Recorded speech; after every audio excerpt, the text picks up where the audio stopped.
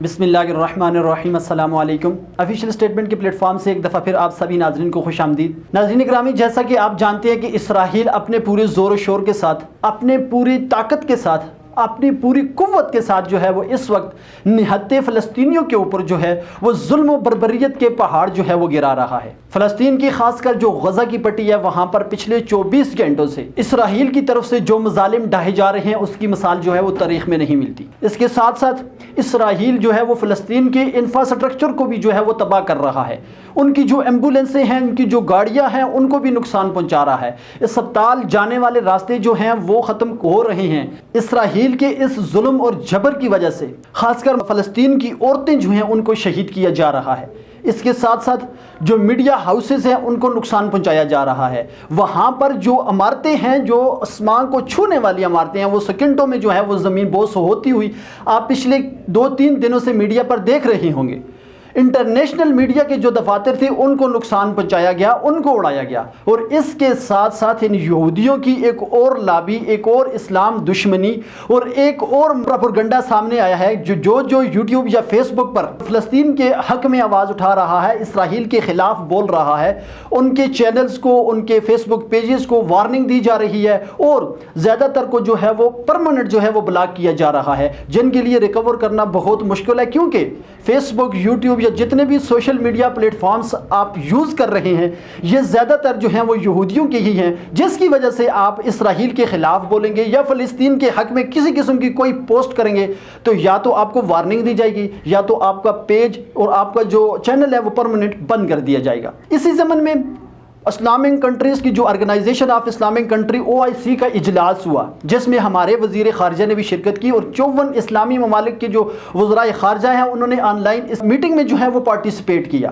ماں سوائے یا 3 یا 4 اسلامی ممالک کے، باقی جتنے بھی اسلامی ملک ہیں انہوں نے محض مذمت کی ہے، محض قرارداد کے حق میں ووٹ دیا ہے، اور اس کے سوا کوئی بھی کام نہیں کیا۔ اگر آپ عرب ممالک کی بات کریں تو عرب ممالک اور اسرائیل میں نئی دوستی ہوئی ہے، وہ لوگ تو کسی صورت بھی اسرائیل کے خلاف نہیں بولتے اور نہ ہی کوئی عملی اقدام یا عملی قدم جو ہے وہ اٹھاتے ہیں۔ لیکن اس کے برعکس اگر آپ دیکھیں تو پاکستان نے ایک مؤثر آواز جو ہے وہ انٹرنیشنل پلیٹ فارم پر، چاہے وہ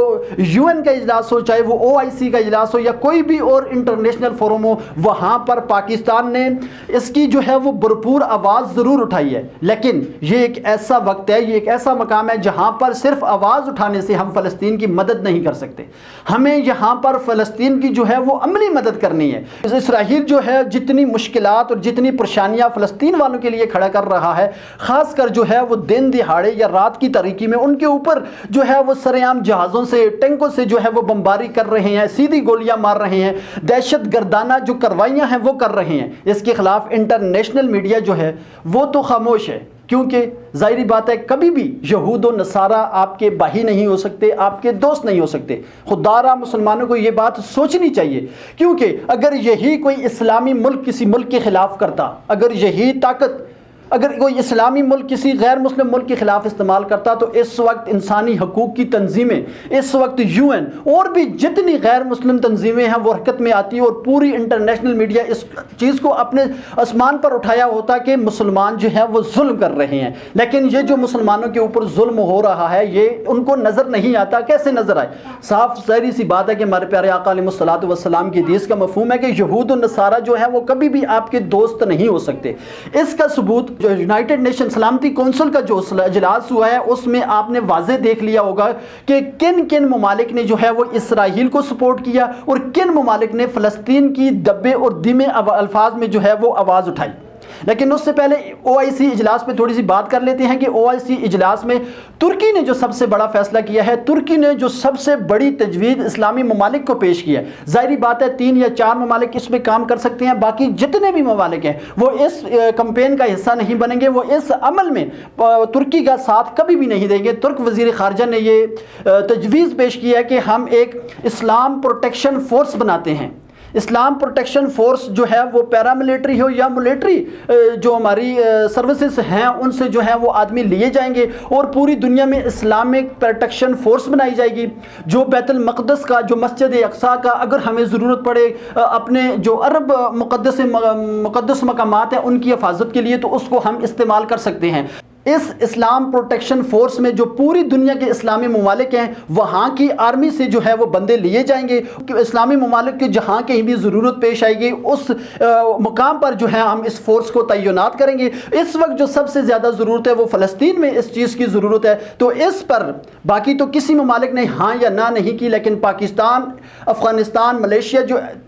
تین چار بڑے اسلامی ملک ہیں انہوں نے اس تجویز کو مانا اور ترکی کی اس تجویز پر عمل کرنے کے لیے جو ہے وہ حکمت عملی جو ہے وہ طے کی ہے۔ ترکی اور پاکستان یہ چاہتا ہے کہ وہ اس وقت جو ہے ڈائریکٹلی یا انڈائریکٹلی جو ہے وہ اپنی فوجیں فلسطین میں بھیجیں اور وہاں کے مسلمانوں، مسجد اقصی، بیت المقدس کی جو ہے وہ حفاظت کے لیے اپنی جو ذمہ داری ہے اس کو ادا کرے۔ لیکن اس کے ساتھ ساتھ جس وقت کیونکہ امریکہ تو یونائٹڈ نیشن اقوام متحدہ کی سلامتی کونسل کا جو اجلاس تھا اس کو وہ مؤخر کر رہا تھا، کیونکہ وہ چاہتا تھا کہ 3-4 دن جو ہے وہ مزید لیٹ اس اجلاس کو کیا جائے، لیکن چین اور روس کی مداخلت کی وجہ سے، ان کی پرزور اپیل کی وجہ سے یہ اجلاس جو ہے وہ ہوا۔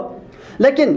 آخر امریکہ جو ہے وہ سلامتی کونسل کے اجلاس کو کیوں لیٹ کر رہا تھا؟ اس لیے لیٹ کر رہا تھا کہ آپ الجزیرہ کی خبر جو ہے وہ دیکھیں، جس میں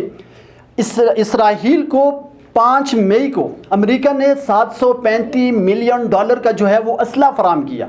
آپ ذرا سوچیں انہوں نے یہ اسلحہ کیوں فراہم کیا؟ اگر آج سلامتی کونسل کا وہ اجلاس کر لیتے ہیں اور سلامتی کونسل کے اجلاس میں جتنے بھی ممبران ہیں وہ قرارداد متفقہ طور پر یہ قرارداد منظور کر لیتے ہیں کہ اسرائیل جو ہے وہ جنگ بندی کرے، سیز فائر کرے، فلسطینیوں کے اوپر ہونے والے مظالم کو بند کرے، تو ظاہری بات ہے کہ جو ڈیل اسرائیل اور امریکہ کے درمیان اسلحے کی ہوئی ہے، $735 ملین کی اسلحے کی جو ان کے درمیان ڈیل ہوئی ہے، وہ ڈیل تو کسی مقصد کے لیے نہیں ہے۔ جو بائیڈن نے اس ڈیل پر جو ہے وہ دستخط کر دیے ہیں اور یہ اسلحہ جو ہے وہ اس وقت اسرائیل پہنچایا جا رہا ہے، نہایت مسلمانوں پر،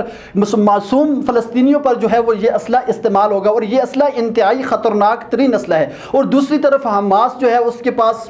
اتنا خاص جو ہے وہ کوئی جدید اسلحہ نہیں ہے، لیکن پھر بھی وہ جو ہے اسرائیل کو بھرپور جواب دے رہا ہے۔ اگر بات کی جائے یونائٹڈ نیشن کے اجلاس کی تو اس میں چین نے جو ہے وہ اسرائیل پر زور دیا ہے کہ وہ اس جنگ کو بند کرے، وہ سیز فائر معاہدے کے اوپر عمل کرے، وہ جنگ بندی کرے، اور جو علاقے اسرائیل کے ہیں وہ اسرائیل کے ہیں اور جو فلسطین کے ہیں وہ فلسطین کے ہیں، اس کے اوپر جو ہے وہ ایگریمنٹ کریں اور ٹیبل ٹاک ہونی چاہیے۔ جس وقت اسرائیلی امبیسڈر سامنے آیا تو اس نے صاف پوری دنیا کو واضح پیغام دیا کہ ہم کسی قسم کی کوئی جنگ بندی نہیں کرتے، ہم کسی قسم کا کوئی سیز فائر معاہدہ نہیں کرتے، ہم جو ہیں وہ اسرائیل سے بیت المقدس اور جتنے یروشلم کا جتنا بھی شہر ہے اس کے اوپر قبضہ کریں گے اور ان سے یہ جو چیزیں ہیں یہ سب کچھ چھین لیں گے۔ خدا را آخر میں پھر وہی بات، مسلمانوں کے لیے یہ ایک امتحان کا وقت ہے، مسلمانوں کے اوپر اللہ تبارک و تعالیٰ کی طرف سے ایک جو ہے وہ امتحان کی گھڑی آ پہنچی ہے کہ خدا را اس وقت ایک ہو جائیں اور اسرائیل کو جو ہے وہ منہ توڑ جواب دیں، تاکہ میں نے کل کی ویڈیو میں بھی یہ بات کیا اور آج پھر کرتا ہوں کہ اگر آج ہم بیت المقدس اپنے قبلہ اول کے لیے اٹھ کر نہیں کھڑے ہوں گے تو کل کو وہ وقت دور نہیں جس وقت یہ لوگ ہمارے خانہ کعبہ کی طرف ہاتھ اٹھائیں۔ خدا را اسرائیل کی خاطر تن من دھن کی قربانی کے لیے سب اپنی جو ہے وہ آواز اٹھائیں۔